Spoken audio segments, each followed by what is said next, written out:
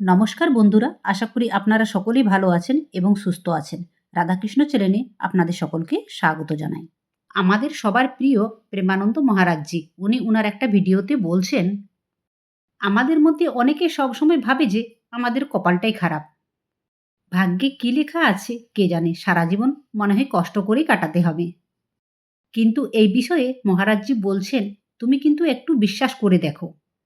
তুমি যদি মন থেকে ভগবানের নাম জপ করা শুরু করো, তাহলে তোমার ভাগ্যে লেখা বড় বড় বিপদ কষ্ট সব কেটে যাবে।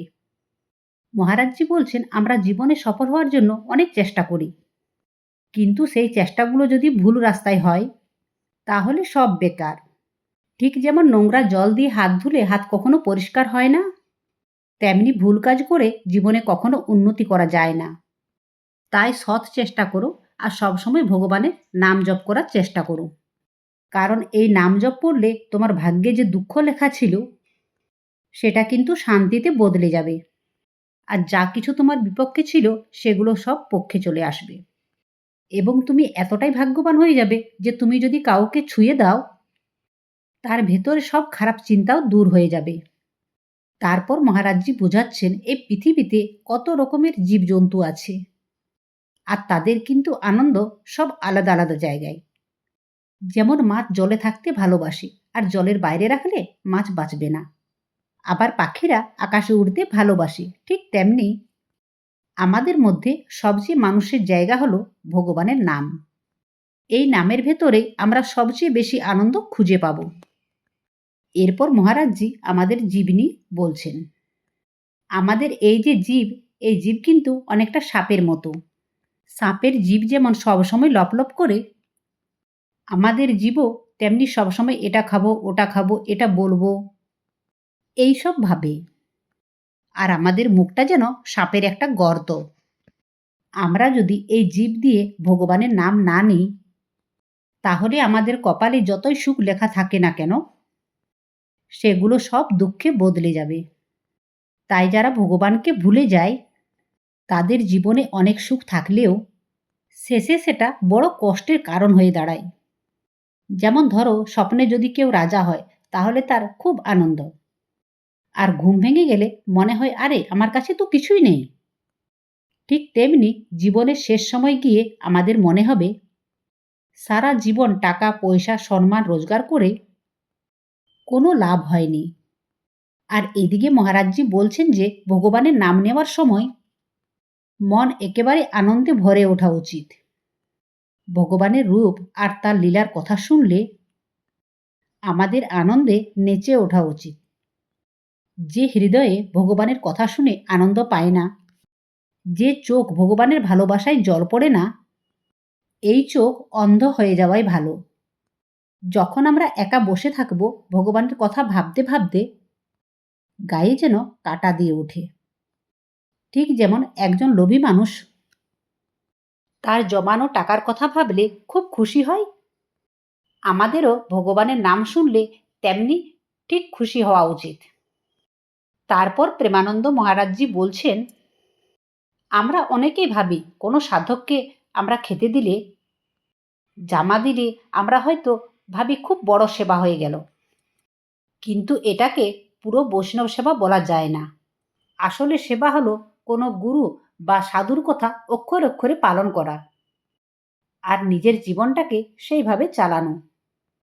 মহারাজজি বলছেন, আমাদের খাওয়া দাওয়া, আমাদের বন্ধু বান্ধব, আমরা কি বই পড়ছি, এই সব কিছু আমাদের মনের উপর খুব প্রভাব পড়ে। তাই যে জিনিস, যে জায়গা বা যে মানুষ ভগবান থেকে দূরে সরিয়ে দেয় সেগুলোই হলো আমাদের জন্য খারাপ সঙ্গ বা কুসঙ্গ। আমাদের এই সব কিছু থেকে দূরে থাকতে হবে। যে জিনিসগুলো আমাদের ভগবানের কথা মনে করিয়ে দেয় সেটাই হলো আসল সৎসঙ্গ।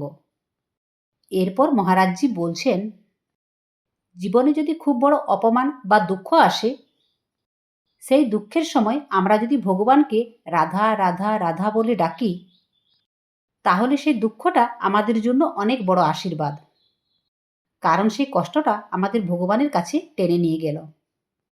কিন্তু যদি অনেক সম্মান আদর বা টাকা পয়সা পেয়ে আমরা ভগবানকে ভুলে যাই, তাহলে সেই সম্মান আর টাকার মুখে আগুন দেওয়া উচিত। সেগুলো কিন্তু আমাদের ভগবান থেকে দূরে সরিয়ে দিচ্ছে। আর এই কথাটি বোঝানোর জন্য মহারাজজি 4টি খুব সুন্দর উদাহরণ দিয়ে বলছেন।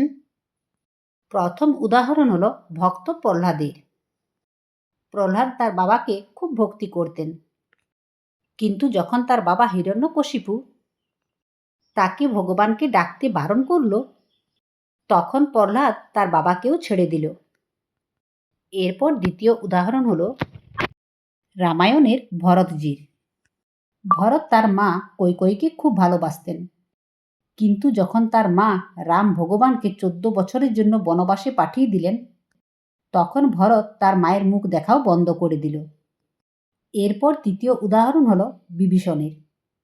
বিভীষণ যখন দেখল তার দাদা রাবণ শত্রুতা করছে, তখন সে তার নিজের দাদাকে ছেড়ে গিয়ে রামের দলে যুক্ত করল।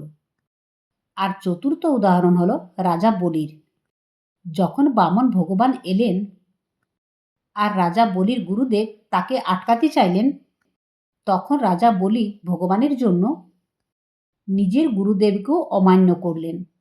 তাহলে বুঝো বন্ধুরা, যে মানুষ বা যে জিনিস ভগবান থেকে আমাদের দূরে সরিয়ে দেয়, তাকে দূরে সরিয়ে দেওয়াই হলো সবচেয়ে বুদ্ধিমানের কাজ। সবশেষে প্রেমানন্দ মহারাজজি বলছেন, আমাদের কখনো ভগবানের থেকে দূরে সরে যাওয়া উচিত নয়। আর আমরা যদি কারো উপর রাগ না করি, হিংসা না করি, কারো দোষ না খুঁজি, তাহলে আমরা সবসময় ভগবানের কাছাকাছি থাকতে পারব। তাহলে বন্ধুরা, আজকের মতো এইটুকুই। আপনাদের যদি ভিডিওটি ভালো লেগে থাকে তাহলে অবশ্যই লাইক, কমেন্ট আর শেয়ার করতে ভুলবেন না। জয় শ্রীকৃষ্ণ। রাধে রাধে।